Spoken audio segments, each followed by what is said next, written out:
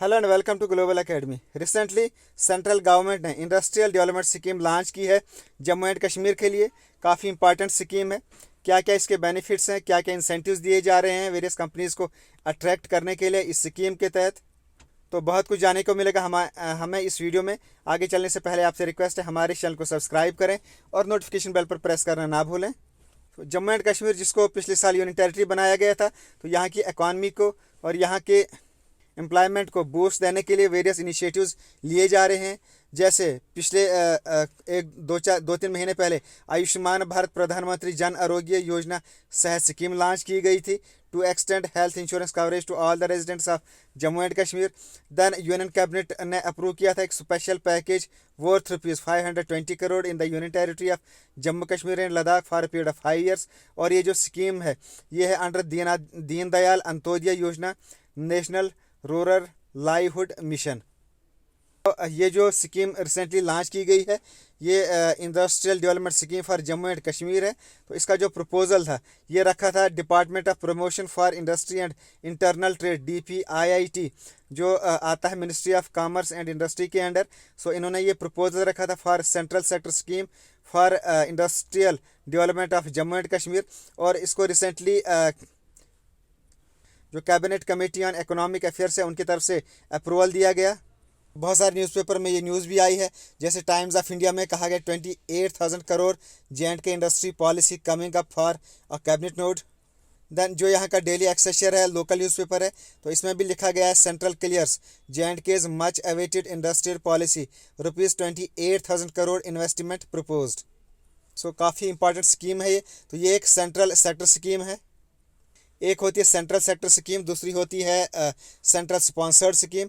इसमें जो central sponsored scheme होती है उसको इम्प्लीमेंट करती है स्टेट गवर्नमेंट और स्पॉन्सर करती है central government with a defined share holdings. But जो सेंट्रल सेक्टर स्कीम होती है इसको 100% फंडिंग भी सेंट्रल गवर्नमेंट ही करती है और इसको इम्प्लीमेंट भी सेंट्रल गवर्नमेंट ही करती है। Formulated on the subjects mainly from the union list. इसमें जो बेनिफिशरीज होंगे वो smaller and large scale industrial units होंगे। इसका जो एक्सपेंडिचर है वो फाइनेंशियल आउटले वो है इसका 28,400 crore for 17 years from 2021 to 2036-37। ये डेट्स आप नोट कर लें।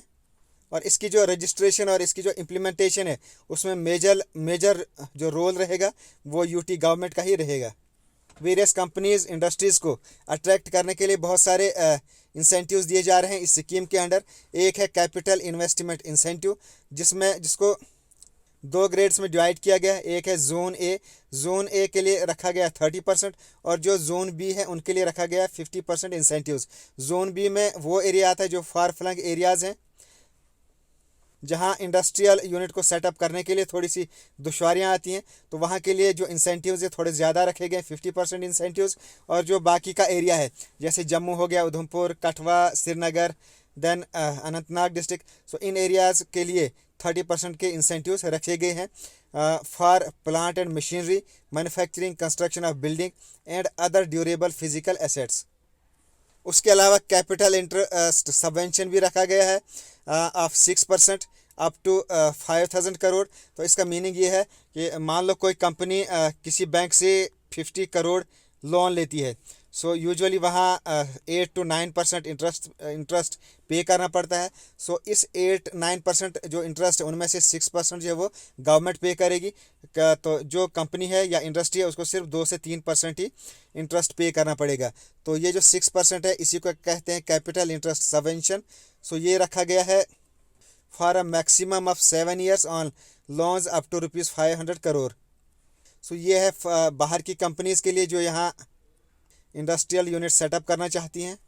और जो यहाँ के एग्जिस्टिंग यूनिट्स हैं उनके लिए भी वर्किंग कैपिटल इंटरेस्ट इंसेंटिव्स रखे गए हैं जो ऑलरेडी एग्जिस्ट करता था at the rate of 3%, but अब इसको यहाँ बढ़ाकर इसको 5% कर दिया गया है।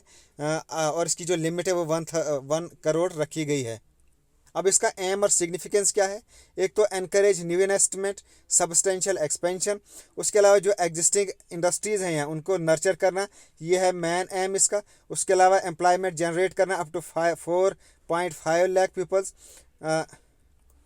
तो 4.5 लाख जो एम्प्लॉयमेंट वो जनरेट की जाएगी थ्रू दिस स्कीम।